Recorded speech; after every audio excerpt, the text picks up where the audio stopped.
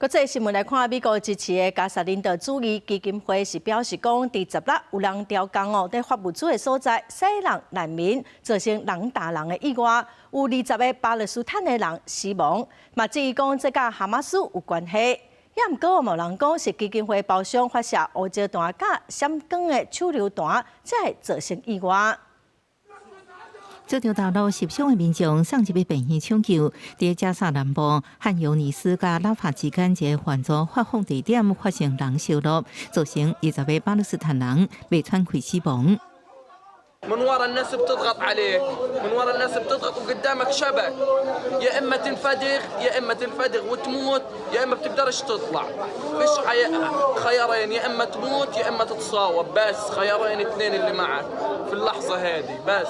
这是美国支援加沙人道主义基金会 GHF 管理的援助发放站。GHF 透过声明表示，人群内底有提武器人甲哈马斯关系，佮故意煽动骚乱。暗过现场民众指证是 GHF 家己的情报上发射武器。 GHF is blaming Hamas for the violence. It says the group sends people in to to cause panic and provoked a stampede that led to most of these deaths.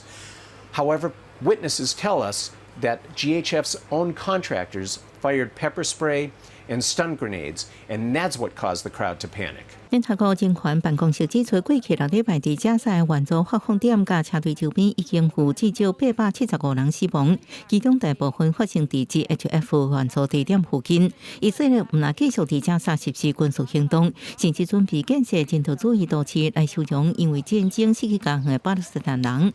不过，进前要经过安全检查。那这起部分阵地区，而且由以军控制周边地区，引起以色列前总理欧莫特批评亲手伫加沙打造疾病。